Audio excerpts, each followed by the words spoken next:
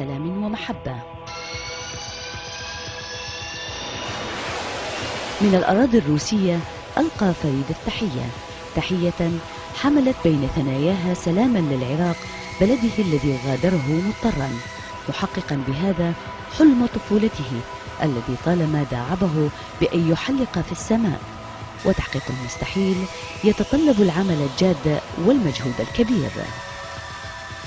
على متن طائرة الميج 29 المقاتلة الروسية الفتاكة حلق فريد لفتة على حدود الفضاء الخارجي من قاعدة نوفوغراد العسكرية الروسية، وهو أول اختبار خضع له بعد أن رشح لريادة الفضاء بصفة باحث.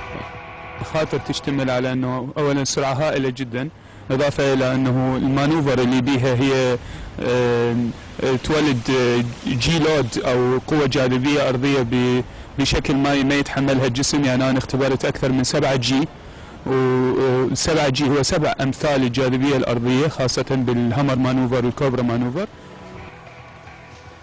وكالة الفضاء الروسية تبنت إعداده وتدريبه لريادة الفضاء كباحث مستقبلي وليس سائحا. واستنادا إلى قابلياته العلمية والجسدية التي وضعته في مصاف الأبطال والمتميزين، اجتاز الاختبار الأول الذي تضمن التحليق على حدود الفضاء الخارجي بنجاح فائق، وبفرحة غامرة رفع علم العراق خفاقا وتوج به إنجازاته الكبيرة المتعددة.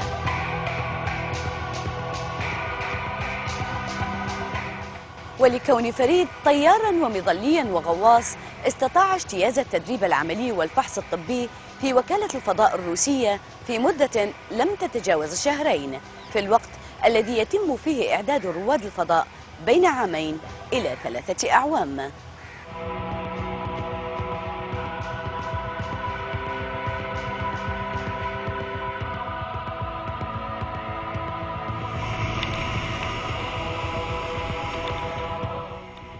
لكن كيف استطاع المغامر العربي الوصول إلى تجربة ريادة الفضاء؟ سقف العالم أوصله إلى الفضاء الخارجي، إنها قمة إيفرست أعلى القمم. وبعد مرور السنوات تحول الكنتور إلى قمة إيفرست. فريد coming in for his first landing. وبعيدا عن الأرض قريبا من السماء، دخل فريد لفتة موسوعة جينيس بعد تنفيذه أخطر قفزة مظلية من طائرة حلقت به فوق جبال الهيمالايا، أدخلته إلى الموسوعة العالمية ليكون أول عربي يحقق رقما قياسيا في هذا النوع من الرياضات الخطيرة.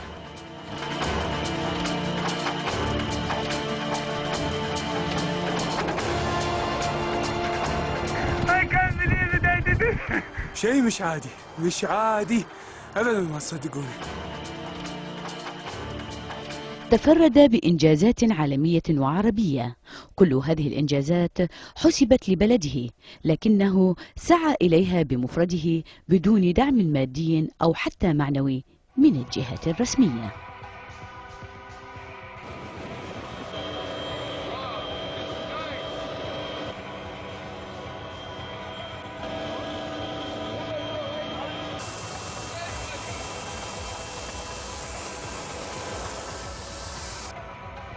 وفي دولة الإمارات العربية المتحدة، في إمارة دبي تحديدا، البلد الذي يقيم فيه والذي احتضنه لسنوات وعائلته، نفذ فريد لفتة أجمل قفزة مظلية فوق نخلة جميرة، إذ شكل بجسده الطائر جذع النخلة الشهيرة، تكوين غاية في الجمال والتفرد، مزج بين من أبدع بتخطيط نخلة جميرة على الأرض وخط جذعها في السماء. وفي غمرة الإنجازات الكثيرة ورغم مغادرة فريد بلده العراق مرغما، اختار الطيار العراقي أن يهدي بلاده سلاما ومحبة بقفزة عرفت بقفزة السلام. حلق فوق سماء بغداد بمظلته الحمراء متحديا الخطر الأمني. نجح فريد ولقب بصقر العراق.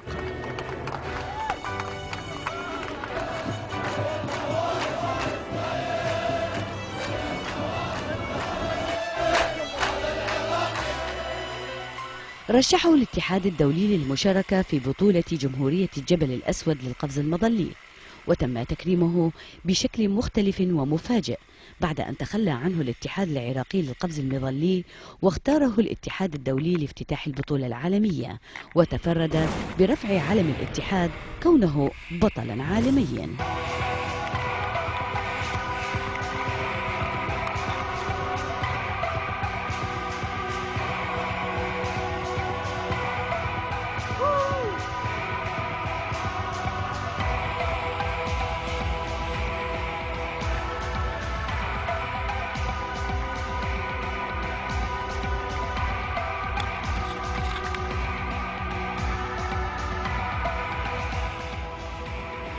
وبمعية القوات الخاصة السويسرية قاد أقدم الطائرات التي استخدمت في الحرب العالمية الثانية.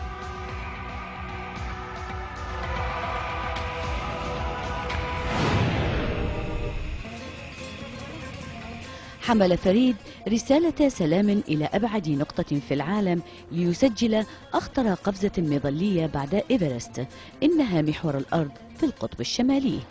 جال منطقة القطب الشمالي على متن أقدم سفينة نووية روسية بمعية 132 عالما من مختلف الجنسيات. نجح فريد ونال لقب هرقل الشجاع.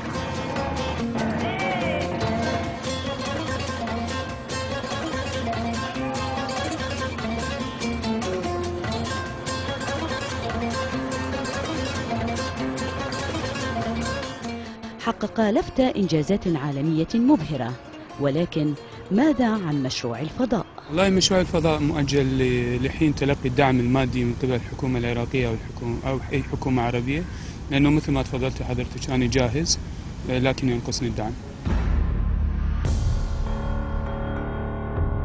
لبرنامج محطات، هدير الربيعي.